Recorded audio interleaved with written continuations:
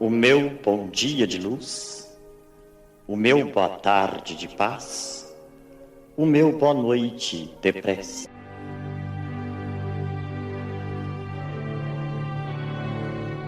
Livro dos Espíritos de Allan Kardec. Sequência do Comentário de Santo Agostinho, em conclusão 6.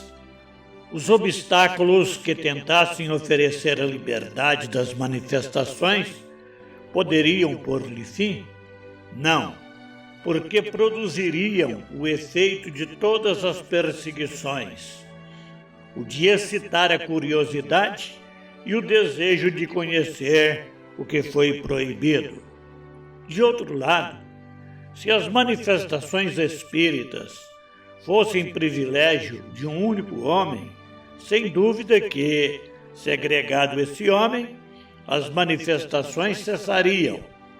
Infelizmente, para os seus adversários, elas estão ao alcance de toda a gente e todos a elas recorrem, desde o mais pequenino até o mais graduado, desde o palácio até a mansarda. Poderão proibir que sejam obtidas em público. Sabe-se, porém, precisamente, que em público não é onde melhor se dão, e sim na intimidade.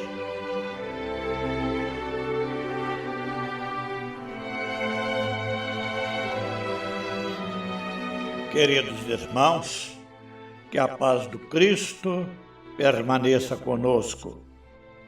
Hoje somos convidados à reflexão em torno de um tema de grande importância para a vida espiritual.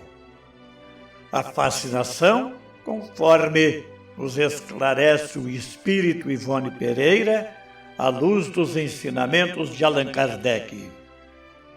Ao estudarmos a fascinação, compreendemos que não se trata apenas de um fenômeno espiritual isolado, mas de um processo sutil que envolve nossas próprias imperfeições morais. É um chamado à vigilância, à humildade e, sobretudo, ao compromisso sincero com a verdadeira doutrina e com o Evangelho de Jesus. Vejamos os esclarecimentos do Espírito Ivone Pereira. Allan Kardec, o ilibado codificador do Espiritismo, no capítulo 23º de O Livro dos Médiuns, produziu um notável tratado sobre a obsessão, classificando a fascinação como a mais grave variante dos processos obsessivos. O fascinado quase nunca suspeita de que está sob a atuação prejudicial de uma entidade obsessora. Sua mente é invadida por ideias sorrateiras e, moralmente, fica envolvido por pensamentos e sentimentos de uma entidade extrafísica. No espaço, existem espíritos absolutamente treinados e especializados no desenvolvimento dessa variante da obsessão. Sabe-se que todo e qualquer processo obsessivo ocorre a partir da exploração das tendências humanas. Dessa forma, poderemos encontrar muitos companheiros que, embora sejam devotados, permanecem invigilantes perante as próprias emoções e atitudes em nosso movimento. É assim que os espíritos menos felizes aproveitam das brechas na convivência humana para perturbar a obra do Senhor. E têm encontrado entre os irmãos invigilantes largo campo de ação. Vários confrades encarnados são envolvidos e explorados a partir do orgulho e da vaidade. Quantos, por exemplo, escondem um desejo de se promover a fim de serem reconhecidos. Demonstram com isso ingenuidade e desconhecimento do cristianismo. Inúmeros almejam cooperar com Jesus, mas de maneira equivocada, acreditando tenham a missão de executar novas revelações.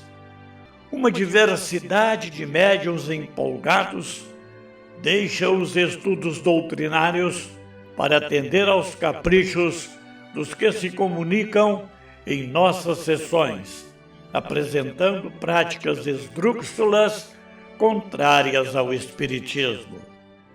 Surgem, desse modo, os fascinadores e fascinados, demonstrando as novidades com as quais nosso movimento está envolvido.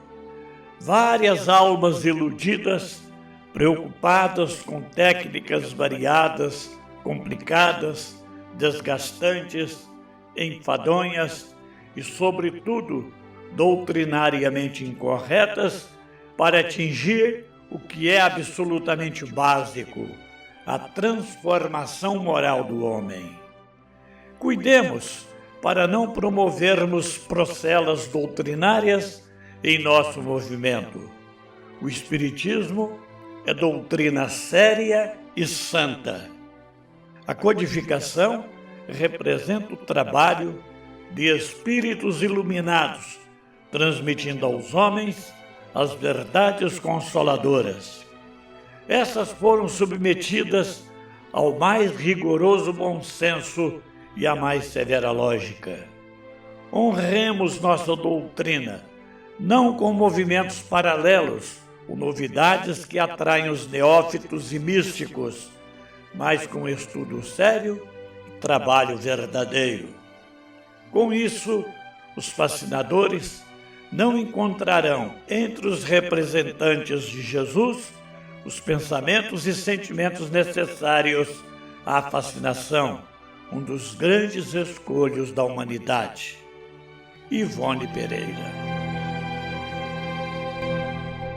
Meus queridos irmãos, a reflexão apresentada nos conduz a um ponto essencial.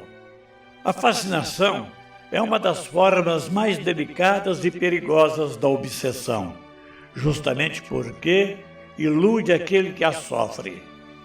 Diferente de outras modalidades, o fascinado não percebe sua condição. Ao contrário, acredita estar certo, inspirado e muitas vezes até investido de uma missão especial. Esse aspecto nos convida a profunda análise interior. A doutrina espírita é clara ao afirmar que os espíritos não criam em nós tendências que não possuímos. Eles apenas exploram aquelas que já existem. Assim, o orgulho, a vaidade e o desejo de destaque tornam-se portas abertas para a influência espiritual inferior. Quantas vezes, no movimento espírita, vemos companheiros bem-intencionados, mas que, por descuido com o estudo e com a disciplina doutrinária, acabam se afastando da simplicidade e da lógica que caracterizam o Espiritismo. A fascinação nesse contexto pode levar à aceitação de ideias extravagantes, práticas estranhas e novidades que, longe de edificar, confundem e desvirtuam o verdadeiro propósito da doutrina. A mensagem é, portanto, um convite à vigilância constante. Não basta querer servir a Jesus, é necessário fazê-lo com humildade, discernimento e fidelidade aos princípios codificados. O estudo sério, aliado à reforma íntima, é o antídoto seguro contra qualquer processo de ilusão espiritual. Honrar o Espiritismo é preservá-lo em sua pureza, sem acréscimos indevidos, sem personalismos, sem vaidades. é compreender que a maior revelação que podemos realizar é a transformação moral de nós mesmos. Ave Cristo. Recebemos o pedido de prece do nosso ouvinte Fábio Eleres, residente em Belém do Pará, em favor de Bárbara de Souza Nunes e Silva, filha de um grande amigo seu, a qual atravessa no momento uma delicada situação de saúde. Roguemos ao Pai de infinita bondade que envolva essa querida irmã com suas bênçãos de paz, fortalecendo-lhe o corpo e o espírito diante das provas que atravessa. Que ela se sinta amparada, fortalecida e confiante, e que o seu coração seja tocado pela esperança e pela serenidade. Estendemos também nossas vibrações à família e aos amigos, para que permaneçam firmes, confiantes e unidos na fé, sustentando-a com amor e coragem. Vamos orar.